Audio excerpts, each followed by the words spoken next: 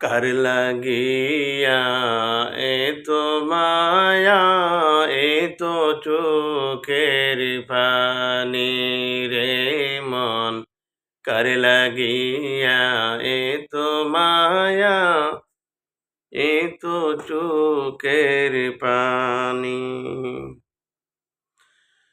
সন্ধ্যা হলে ডুবিবে বেলা, শান্ত হবে ববরি মেলা। সন্ধ্যা হলে ডুবিবে বেলা, শান্ত হবে ববরি মেলা। কেউ বা দিবে আখেরি গোসল, কেউ বা দিবে আখেরি গোসল, কেউ বা আনবে আতর দানি। কার লাগিয়া এত মায়া এত চোখের পানি রে মন, কার লাগিয়া এত মায়া এত চোখের পানি।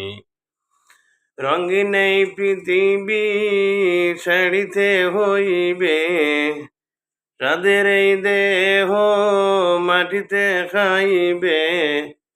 শূন্য হবে জিন্দেগানি,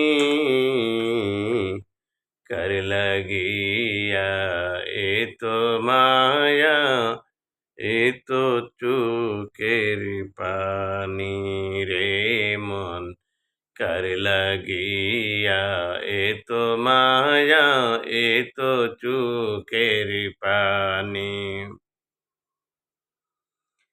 আমি আরো একটা নাত আপনাদের সম্মুখে তুলে ধরবো। সেই নাটটি হলো রহমতে আলম নবী সৈয়দ আলম নবী আখেরি জমানা।